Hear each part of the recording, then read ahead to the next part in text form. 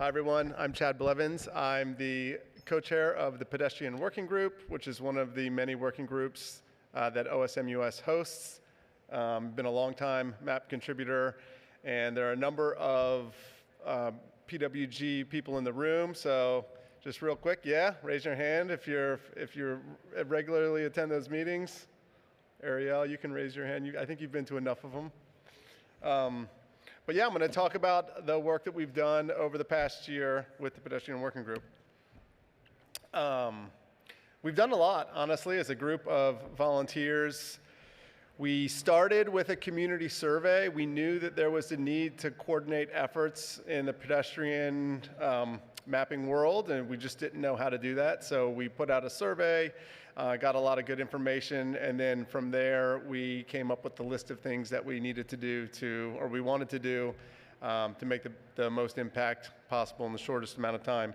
So we created a bunch of partnerships with different organizations that are out there. Really, it was a place that we could bring people together that were already doing a lot of pedestrian mapping, both individuals and organizations passionate about that. We did some research in the data to try and figure out,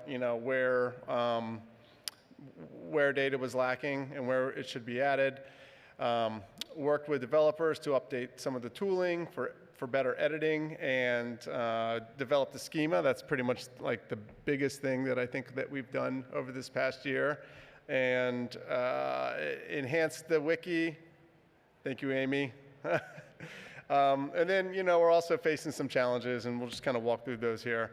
But before we get started, I just wanted to go over the big debate that we first started at, and this is still a debated topic within the OSM world, of how to actually map sidewalks. Do you just tag the roadway with sidewalk right, left, yes, or do you draw separate geometry? I think traditionally, or going back in time, as OSM has evolved, the streets were there, and then people just started tagging the street with the sidewalk. But that is very limiting because you can't add as much detail to those sidewalks that you would want. You draw a separate sidewalk geometry like this, and all of a sudden you can add as much detail, as many tags to that sidewalk as you want. There are some advantages to this. The main disadvantages are it's a lot more effort. It takes a lot more time, but the data is way more granular. You're going to be able to do a lot more work with it. And you can see, in this particular intersection right here, how it can be problematic to tag a roadway, because when sidewalks stop, then you'd have to go in there and split the roadway and change all the tags on the roadway, and it can get a little sloppy as well. And that is also kind of a tedious job, and adding the sidewalk separately is what the Pedestrian Working Group has decided to do and focus on, so that's where our schema kicks in. Data growth and impact. So, this little graphic here is from Phoenix, Arizona. This all happened over the last year. Tons and tons of separate sidewalk geometry has been added. These two graphs here, the top one shows the kilometers of sidewalks added from 2023 to 2024. You can see that every city had a drastic increase in the amount of kilometers of sidewalk that were added. The same with crosswalks. Every city except LA, for some reason in 2023, they added a whole ton of crosswalks in there. I have no idea why, but that's the case. So I think what we're seeing is this upward trend of kilometers of sidewalk being added. At some point that will taper off because there is only so many kilometers of sidewalk in a city. And then once the basic geometry is laid down, you can kind of build off that. And that was the sort of where we started with our schema development, because we were looking at different use cases. Routing, I think, was the main one that people were interested in, right? You take a sidewalk, walk somewhere, go from point A to point B. We want to be able to route efficiently along those, along the sidewalk. So, but it's also really hard to add all those details at once and super time consuming. So we came up with this tiered system. I talked about this last year. We refined it a little bit more this year, and we're basically focusing on the bronze, silver, and gold tiers. So They each address different use cases. Bronze, you can do some basic navigation. Silver, it's more like accessibility focused. There's a lot more granularity to the data, so you know if there's a curb, has a curb cut or tactile surface, or those kinds of tags. And then the gold is really like advanced editing, visualizations, all the details that you could really want, practical details that you can want in a pedestrian or sidewalk database. So this is, I mentioned Amy did a great job adding all of this onto the wiki. So you can check out the full schema here. It's no longer in draft mode. We came up with this little graphical way to represent it. You will see that there is a diamond tag in here as well. It's like the super ultimate, all of the details possible. But the reality is we're kind of planning for the future, and it's impractical to add that much data. Like what are the things here? Specified tactile paving color.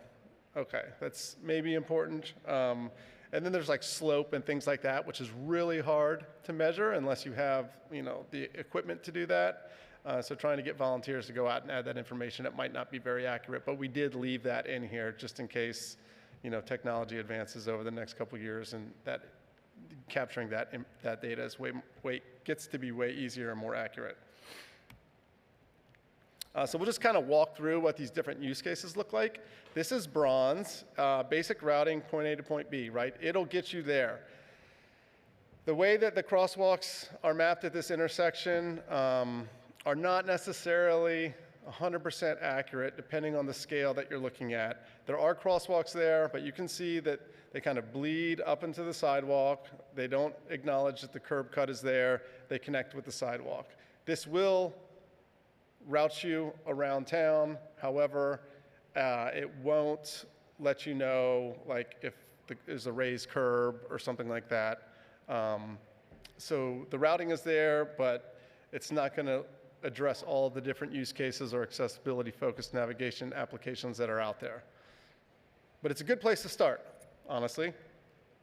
And a lot of cities with separately mapped sidewalks are mapped like this just because it's way faster and people go in there and do it that way. So that's kind of like the lowest level that you can get started at. Silver is the next level, and you can see here there's a lot more detail added. You've got the sidewalks, you've got those little, what do we call them? Like the dangling nodes, that's what I call them, where you go from the sidewalk down, sort of the curb ramp. The curb ramp is added as a point. You've got the crosswalk added, crosswalk points added along the roadway. So you have a whole lot more detail there. Capturing all these details isn't necessarily possible depending on where you are and the source imagery that you have. So that's why we're saying if you have medium level satellite imagery like this isn't a great image. This is a satellite image, not an aerial image. There's some shadows in there from the trees.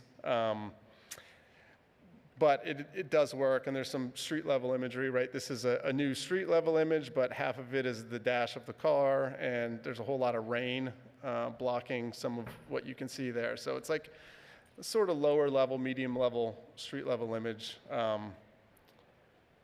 But you can use this information to get to your silver level, and stepping it up a notch further, gold, right? This has all the detail you could want. The transitions from the curbs to the sidewalk are very clean. They're representative of what's out there in reality. Curb points are there. You've got crisp 360-degree satellite imagery. You can see the crosswalks and pedestrian signals and all of those small details that are very important, so you can add those as well. Even the curb has some tags on it. It's lowered. Is it wheelchair accessible? Yes, right? So this is kind of where we're going, and we realize it's hard to add all this information at once, so you can incrementally work your way up there as time goes on. During our survey and throughout all this work, we've looked at a lot of different challenges that we faced and some opportunities. And one of the main challenges, I think, and someone asked this yesterday at the Intro to OSM session, is data quality varies throughout each city, right? It's just really hard to get it consistent throughout. one of the reasons we came up with the tiered schema, and hopefully this will direct mappers into building more consistent data throughout the entirety of a city. Source imagery, we definitely need more of it. There's states, local municipalities, cities, they all capture and pay for aerial imagery. So if you're mapping in a city, you know that they have better aerial imagery. A lot of it's captured by airplanes. You know, let someone know, message OSM US, and we'll try and get that into the editors to use as a source for imagery. You can also go out there and capture street level imagery yourself.